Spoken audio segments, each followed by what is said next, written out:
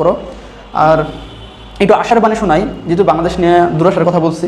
আশার বাণী হলো, যেই বাংলাদেশের ছেলেমেয়েরা আগে ফুটবল, ক্রিকেট, তারপর ইন্ডিয়ান সিনেমা এগুলোতে মেতেছিল, ওরা রাজনীতি সচেতন হয়েছে, ওরা রাজনীতি সম্পর্কে বুঝতে শিখেছে। ওরা এখন জানে বাংলাদেশের অর্থমন্ত্রীকে, বাংলাদেশের শিক্ষামন্ত্রীকে, বাংলাদেশের আইন বিভাগ কে চালাইতেছে, বা বাংলাদেশের মানে কে কী চালাইতেছে, কীরকম রাজনীতি হইতেছে, তারপর ইন্টারন্যাশনাল কার সাথে কীরকম ডিল করতেছে, চায়নার সাথে কীরকম বিহেভ করতেছে বাংলাদেশ, তারপর আমেরিকার সাথে কীরকম করতেছে, পাকিস্তানের সাথে কীরকম করতেছে। ওরা অনেক বেশি সচেতন হয়েছে। ক্লাস 9, 10, ইন্টার, ভার্সিটি লেভেলের সব স্টুডেন্টরা সচেতন হয়েছে এবং গার্জিয়ানরা অনেক সচেতন হয়েছে। এটা একটা পজিটিভ দিক। নেগেটিভ দিক যেমন আছে, বাংলাদেশের চাঁদাবাজি, গুন্ডামি, খাতরামি, এগুলো যেমন বাইরে গেছে, সচেতনতাও বাইরে গেছে। সচেতনতা বাড়লে কী হয়, ইন্ডিয়াতে যেটা হয়েছে, মানুষ সচেতন ছিল কিন্তু কোনো গ্রাউন্ড পাইতেছিল না, দিকে তারা প্রতিবাদ জানাতে পারেনি। আর সচেতন হওয়ার পরে গ্রাউন্ড পাওয়ার সাথে সাথে ওরা নির্বাচনে ঝাঁপায় পড়ছে।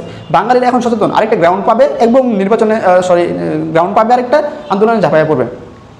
জুলাই যে আন্দোলনটা হয়েছিল 24-এ, এটা বাঙালি শিক্ষার্থীদের তাদের জীবন উৎসর্গ করতে হয়েছে, অনেক সময় লাগছে। তারপর কি করছে, বাঙালি কিছু সচেতন হয়েছে, তারপর তারা আইসা এই আন্দোলনে অংশগ্রহণ করছে।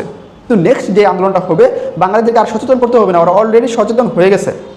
শিক্ষার্থীরা আগের তুলনায় 60% বেশি সচেতন, সাধারণ মানুষের সচেতন, এবং তারা একবার বুঝে ফেলছে যে আন্দোলনের মাধ্যমে ভালো কিছু হয়। তার মানে পরের আন্দোলনটা বাংলাদেশে যেটাই হবে খুব দ্রুত হবে এবং খুব ভালো কিছু হবে, ইন্ডিয়ার আন্দোলনের মতো। আচ্ছা, দেখা যাক।